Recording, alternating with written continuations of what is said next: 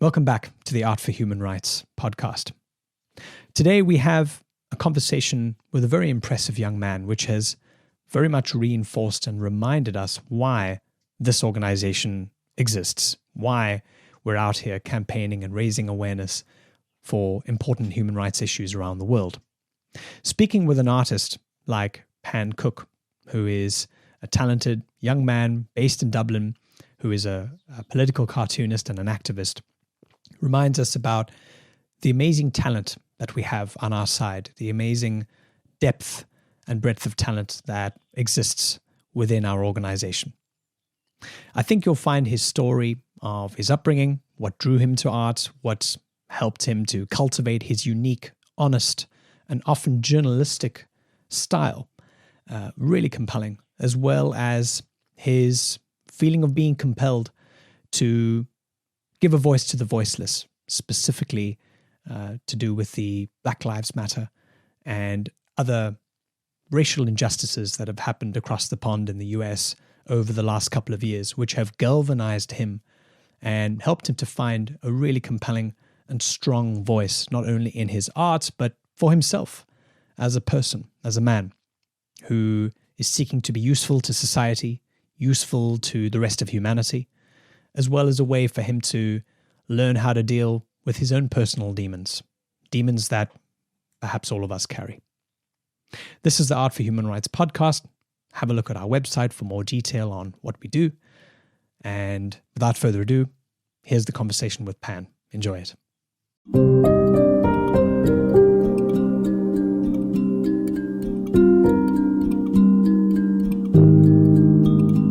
Pan, thank you so much for making time for the Art for Human Rights podcast. Lovely to have you with us. Yeah, no, great to be here. So thanks a lot for having me. Yeah, wonderful. Bill speaks very highly of you, and I'd love to explore a little bit about your work and kind of what excites you as an artist, as an illustrator, some of your influences along the way, who made you, the person you are, the illustrator you are, but also the campaigner and the champion that you are in your own way as well. I would love to explore some of that with you too. So you're obviously from Dublin. Tell me a little bit about kind of where you were born, perhaps if there were some formative events in your childhood, perhaps it was the nicest, most mellow childhood you can hope to imagine. Tell me about what kind of led to who you are today and what led to some of the choices of you becoming an illustrator. Yeah, well, I was born in Dublin. I had a pretty standard childhood. I always had an interest in art and music, which kind of started mainly when I was a teenager into punk rock and that kind of world of skateboarding and all. And of course, with that comes kind of the rebellious and the protesting and stuff, or just going against authority in general, which is something I always did. Every opportunity I had, I seemed to rebel against anything and everything. I went to a Catholic school, and I guess an example of that at a very young age was when I was 8, our whole class does the Holy Communion. It's like the priests are a big part of my school. It was like set in stone. At this point, I don't think, like, it was only if you weren't Catholic, you wouldn't even get into the school. So at 8, I was the one person in my class who refused to do his communion, which didn't go down great with the priests in the school. But at 8 already, refusing communion. Yeah, I'd love to say that I was kind of like a ideological stance, but I think, again, like, I was just rebelling for the sake of rebelling. I now tell people that I at 8 I was against organized religion, but I'm not sure if that was the reality of it. But that kind of like set the kind of tone. I just always was looking for something to rebel against. And then as I was a teenager, that kind of went further. And then as I grew up, I kind of used that mentality to kind of look at the things that I actually found were wrong, or things that I could fight for that weren't just me rebelling for the sake of it, but I could actually put that energy into other things. So I think that kind of was the beginnings for me into going into more kind of activism based work. And when along this kind of timeline, when did you find art, or did art find you? Was there a moment or a time when you just started taking it up and couldn't put it down? I always loved art, drawing and all that growing up. I think probably my last few years of school, I ditched art altogether in favor of kind of just like, at that age, I was 16 to 19, like you just want to fit in. I kind of put all my efforts into kind of fitting in with my peers and maybe conforming a bit to be like part of the crowd. So I stopped doing creative stuff. I went to college, and then I kind of refound it in a way. It was a pretty simple thing. One of my friends was designing kind of like illustrations on his wall, and he invited me over, and I kind of started drawing, and it was something simple like that. And I was like, why did I ever stop doing this? And like I kept doing it, and then eventually I got into like painting. I started doing portrait painting, and again, the same friend who was drawing on his walls was doing a pop-up shop, and he was like, hey, why don't you hang some of your portraits? And I was like, yeah, sure. And they all sold, so I was like shocked that people would actually like buy my art. And at the same time, I was doing a bit of street art as well, mainly like stickers and stuff like that. I got a bit of press for the first time when I was doing these kind of mural pictures with really colorful like mosaic sort of hair and beards. And I had this 6-foot one that I'd made of Robin Williams, and this was before he passed. Wow. And then the night that he passed, it was about midnight my time, it broke. And I was like, oh my God, I've got that huge portrait downstairs. What a time to put it up a tribute. And I basically got on my bike and cycled out to a boarding wall near me and put it up. So like while people were going to work that day, only hearing the news that he had passed, they were driving at a busy intersection of this huge picture of him. Wow. And that was probably the first time I got like noticed, obviously because the timing, and like I think there's even articles that it was like spooky at the time and it was so like apt. But yeah, that was the first time I probably started getting a following and stuff from my art. Yeah. How did it feel to start to cultivate a following or suddenly have that attention, especially when you had only recently kind of rediscovered art and you put it aside and now you've kind of taken it on again and now there's attention coming your way? That must have been an interesting experience. Yeah, no, it was really validating because like I like to think like, oh, create art for yourself, but there is something nice about knowing that other people identify it in some way, and it kind of, yeah, like it just made me feel like what I was doing was like I could keep doing it. So I was happy in that regard. And so how did that then translate to what you're, I suppose, more well known for now, which is this kind of really cool kind of comic-y cartoon style, which you've now cultivated and grown an amazing following on Instagram, by the way, the fake Pan, which has got nearly 340,000 followers. Where did some of the building blocks for that style and that kind of approach come from? So I continued doing the portrait painting for probably 5 years. It was very kind of decorative stuff. People would commission me to do celebrities, like it was nothing major, like and I got really, really bored of it. I didn't really have any creative outlet within it. I was just recreating pictures people sent me. I was using a projector for a lot of it, so it got so stale for me and it didn't feel like an outlet anymore. And then I got an iPad just because I kind of wanted to get more into digital drawing again. I did a lot of drawing before, but I'm so disorganized that I lose pens and stuff, so I don't commit to it for long enough. And I've always loved comics. I started kind of drawing comics on that. I started again getting back into reading comics, and discovering kind of more of the alternative comics that like kind of the motif that like you don't need to be perfect at drawing to create a comic. You don't need to have like these amazing like anatomy, like perfectly correct like figures. Like you can kind of just do it your own way. And I started doing comics, and then COVID hit, and the lockdown happened, and I kind of got breathing room in a way, because all the art shops were closed, so I couldn't continue doing my painting. I was living with my parents in my attic room, and I kind of was like, oh, I can put more time into this. Yes. My first project was I started doing like a daily diary, because obviously at the beginning of lockdown, the world was just crazy. Like it was the first time anything like this had happened.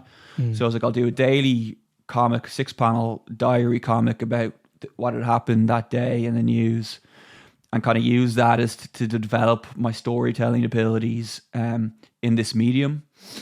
And then George Floyd, his murder took place, and it kind of followed. Do you remember everyone posted the black tile, like everyone posted a black tile to kind of like in global solidarity, and I thought that was great.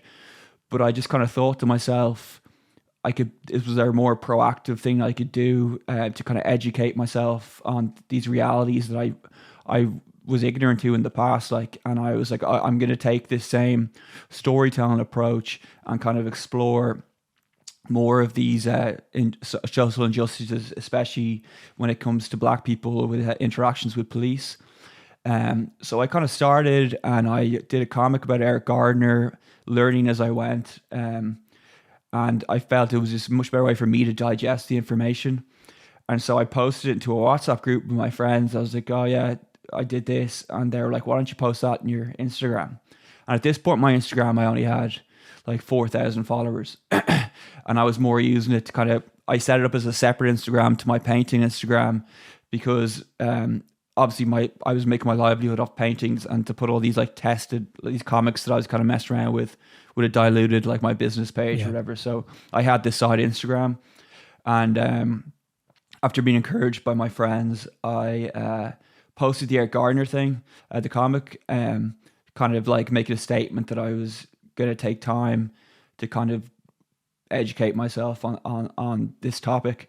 And the reaction was pretty much immediate. Like it grew so quickly. I couldn't, like, I had family members of Eric Gardner onto me within a week of it going on. And then the reaction, and it was kind of like everyone saying like, oh, this is such an effective way of like educating on these encounters, and I had people in like teachers and stuff been like, I can use this with kids because it's not as harrowing as some of the body cam or surveillance footage that is shown. Like, it's a digestible format. So then I still do it, but for about a year solidly, like I just committed to creating these comics and like learning more and more and more. And I built it. I throughout that year, like while COVID was happening, and then that just kind of organically led to this transition into cartoons and activism. It's really interesting because, you know, a lot of the time cartoonists, I used to be very much into comic books as well. When I was a kid, I used to read Batman and Star Trek and Superman and all that. And there was always a kind of a wonderful tension between the artwork and the coloring and the way it was all drawn out versus the storytelling. And often you had different people on a team who would do that, right? Yeah. Obviously they work together, but they are different people. Whereas for you, the storytelling and obviously the artwork is done by a single person. When you approach the canvas or the digital canvas, if you like, what normally comes first for you? Do you kind of have a story in mind, or you just start doodling something and then the story comes afterwards? Or perhaps do you start by reacting something in the news? I suppose it depends on what comic I'm doing. Like I have a lot of different stories I like to tell. Whether it be like a journalist more kind of approach if I'm summarizing Yes. again a police encounter, or if I'm doing a diary comic for myself, or if I'm dabbling in fiction. I normally start with the text and lay it all out and then draw, and then it just kind of changes as I go. But yeah, and again, I don't really have a strict way of doing it. I kind of keep it loose and kind of get to it however it kind of unfolds before me. Yeah.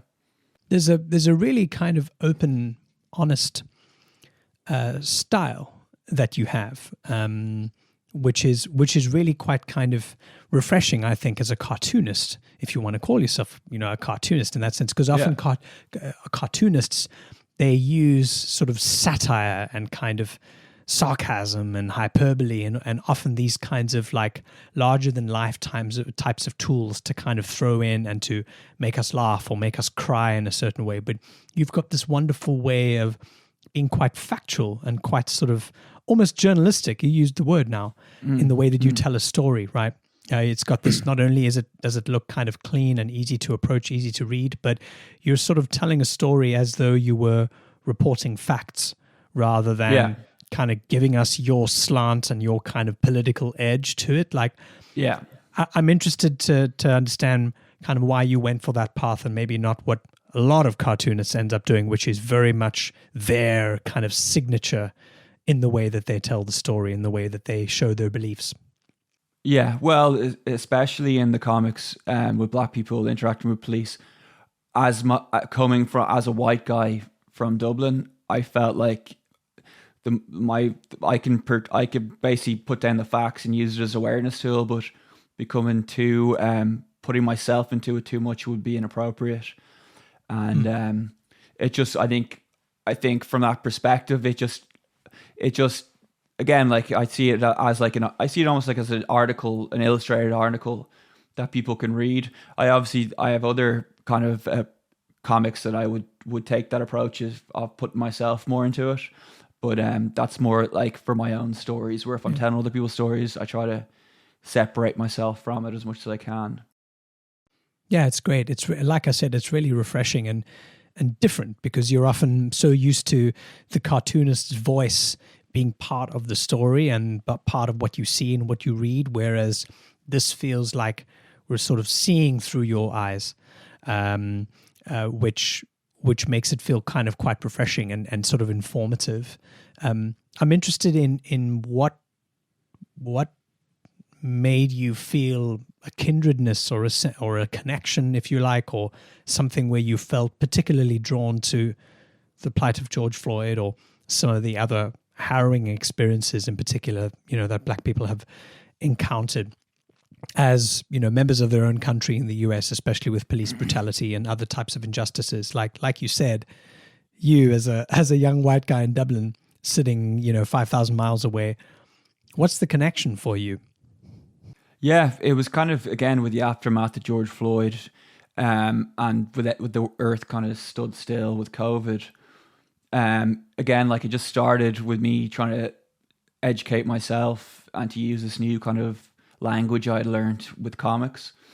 And then when I realized that like it wasn't just me benefiting and learning from them, but like it ended up being like thousands and thousands of people, maybe even in the millions, I was like, now I have this platform, I have a responsibility, or I have the ability to kind of inform people or raise awareness or like kind of restart battles for justice for a lot of people. And it was like such an enriching experience as well to feel like I was using my art, which I love, but I was being useful. That was one thing that just felt really powerful to me, like conversing with families of victims and them reaching out to me and saying like, oh, thanks for telling my loved one's story. It just, wow. I feel like it was doing good. And like, while like I was stuck at home in my parents' house, like being able to do something I love and know that it was like, or like, I hope it was like creating a positive change or positive impact, whether it be leading someone to like sign a petition or donate to a GoFundMe. It was just so fulfilling to feel like I was helping people and through a medium that I loved. So that kind of was what spurred me to keep going, and I still do it to this day. Like, and I hopefully will be doing it for a lot longer as well. Yeah, I have no doubt.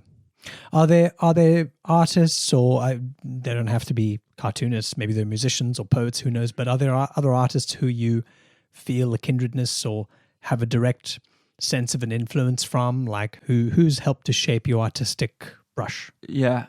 Well, there was a defining moment when I got my iPad and I was just messing around with it. And I was like, oh, this can be real handy for reading comics on it as well. And I was always into comics when I was younger. I discovered an artist called Noah Van Sciver, who was very different to me. He does more like, he has diary comics. He has Fante Bukowski, which is kind of a fiction of like a failed writer. It's more comedy. But I just immediately fell in love with his work. Kind of really loose drawings with amazing color palettes. And like that was one of the times I was like, oh, you don't need to be a perfect artist to do comics. And in a way, sometimes the faults make it even better. I kind of look at it like back in the 70s when the Sex Pistols were around and people realized, oh, you don't need to be doing guitar solos and stuff to make music. And then like their first concert leading to like the Clash and all coming around, realizing that like when something's raw, it can have its own soul to it. It doesn't need to be polished. Absolutely. And that kind of like, especially when I was beginning and my art was like very raw, would probably be a polite word to use for it. It kind of motivated you to keep going because you knew like within those faults, there was still like a beauty to it. And then of course there's other cartoonists, more like Joe Sacco, who does his journalism, and Guy de la Sille, I'm probably pronouncing his second name wrong, but they've had more journalist approaches, which also appealed to me as well. So I kind of from then started devouring a lot more alternative comics. Just going back to what you said, it's really profound, and I completely agree. And I think most people would, where the less produced something is, or feels at least, the perception of something having lots of layers of varnish, right? You're going to always, I think, attract people to what it is, because finding truth and discovering truth is a commodity, is a rare commodity these days. Perhaps it's always been like that. But at the same time, there's something, kind of rich and noble and true about something that is unvarnished or isn't perfect. You know, some of the lines don't they're not perfectly geometric, or maybe the guitar solo isn't as amazing as it could be, or whatever the case may be. But I agree. There's something to that for sure. Yeah, it's human, like, because it's just the little faults just show, like, I think that's just part of being human, and being able to see that reflected in art is kind of comforting, I think. Is there a reason why you gravitate more towards, at least in your comic cartoon format, the medium, why you gravitate to a digital way of sort of drawing that out rather than kind of hand sketching that, or hand doing it like on paper? Or is it just easier? Is it any particular preference? I think it's probably convenience, and like nowadays, like this app Procreate, which I think most artists use, or digital artists, it just like, I think it changed the game for everybody. Like, it just makes it so easy. Like, with one Apple Pencil and the iPad Pro, like, you have access to like paints and pens and every color, and so easy to share art. Where it, again, like, I'm very disorganized. When I was drawing with traditional tools, like, I was just losing pencils, pens. I was staining my clothes. It's just a lot easier to use, and like, it's the convenience of it, 100%. Right. So you've done some work with Amnesty International, and Art for Human Rights obviously has some history with that organization. And you've done some work on several campaigns. So talk to me a little bit about that and what that was part of, and your role. Yeah, that was great. So around the time that I was kind of doing my project highlighting some of the incidents in America, Bill Shipsey reached out to me through a mutual friend, and we got chatting, and he was like, said he was a fan of my work, and kind of got me involved in more projects with Amnesty. And that was also a first for me, doing comics that would be outside of like an event that happened over a couple of minutes. It was more summarizing larger topics, which was a great learning exercise and helped a lot. It was like an honor to work with Amnesty, obviously an organization who I've admired for a long time, and kind of enabled me to then, moving forward, work with other organizations that I respect that work in the same field. So I was really happy to get involved with all that. You have a memoir which has been recently published. Is that right? It will be published in April. In April, okay, coming up soon. Yeah. Okay, lovely. And it's called Puzzled.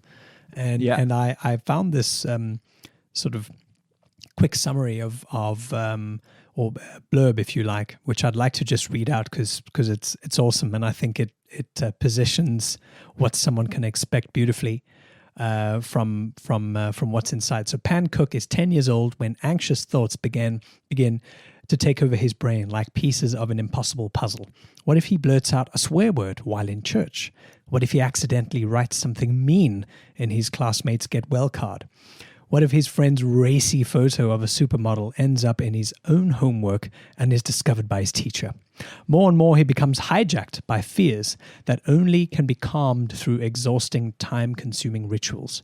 Pan has no way of knowing that this anxiety puzzle and the stressful attempts to solve it are evidence of a condition called obsessive-compulsive disorder.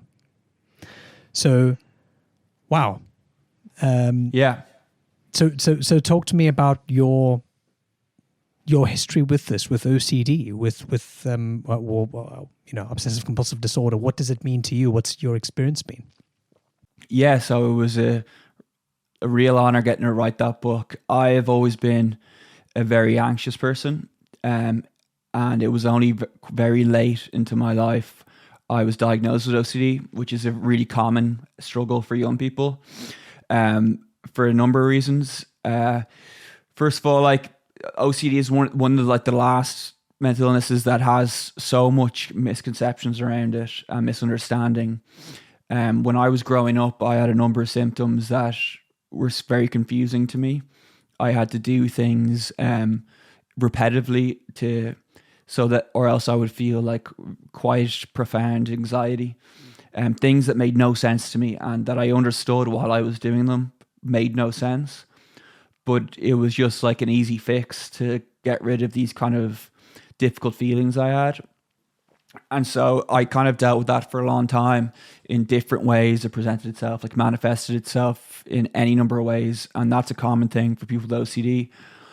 There's like any number of obsessions or compulsions that anyone can have, and it tends to attach itself to things that you care about. So and then growing up, obviously, there's this whole thing where everyone with OCD enjoys keeping things clean, which is wrong on two counts. Because one, no one with OCD enjoys the things they do. It's not from a preference for anything. It's to battle kind of like very difficult, anxious feelings.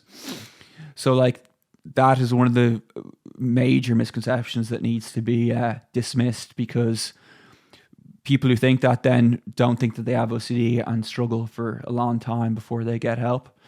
I think it's 11 years on average someone goes with OCD symptoms before they seek help. So 11 years. 11 years, yeah. And for an illness that it can be so debilitating, that's a really tough thing. And for young people especially, that's super tough. So like I'm hoping my book, I hope it can shorten that time for somebody. Because it kind of, through telling my story, I hope I kind of shine a light on like how diverse the symptoms can be, how they start. And then towards the end of the book, I kind of give a brief kind of map to like how to get better. So I was really, really proud to work on that book. It was obviously a big jump from going from 10 panels on Instagram to writing a 220 plus page book. But like it was really